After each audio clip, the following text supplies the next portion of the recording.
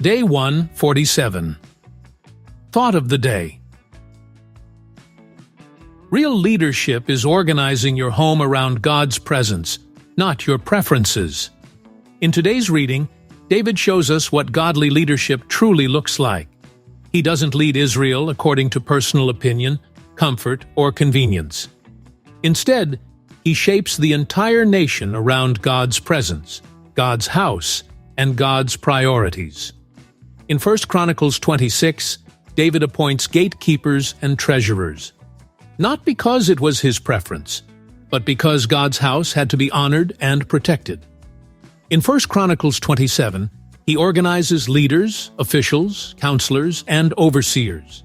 This wasn't about his personality or style. It was about maintaining order around God's work. In 1 Chronicles 28, David tells Solomon, "Know God. Serve him wholeheartedly.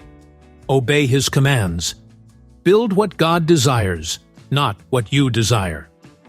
In 1 Chronicles 29, David leads the people into worship and generous sacrifice as they dedicate everything to the Lord.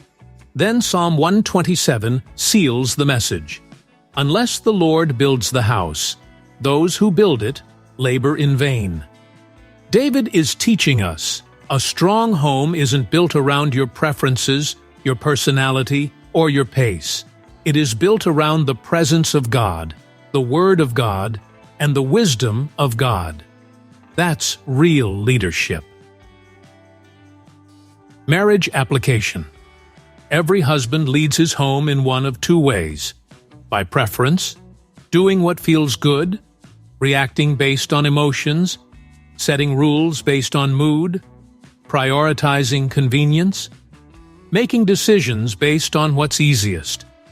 By God's presence, seeking Scripture before speaking, making peace instead of pressure, structuring the home around prayer and worship, inviting God into decisions, routines, and responsibilities, remembering that the home belongs to God, not Him.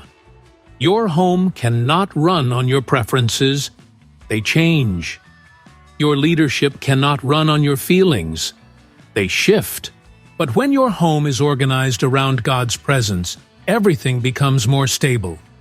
Patterns become healthier. Conflict becomes calmer. Conversations become wiser. Decisions become clearer. The atmosphere becomes safer. A husband who organizes his home around God's presence is a husband who leads with consistency, humility, and strength. Daily reflection. Are you leading your home based on what you prefer, or based on what God desires? What part of your home needs to be reorganized around God's presence? What habit, routine, or priority needs to shift so Christ becomes the center? Prayer for the day.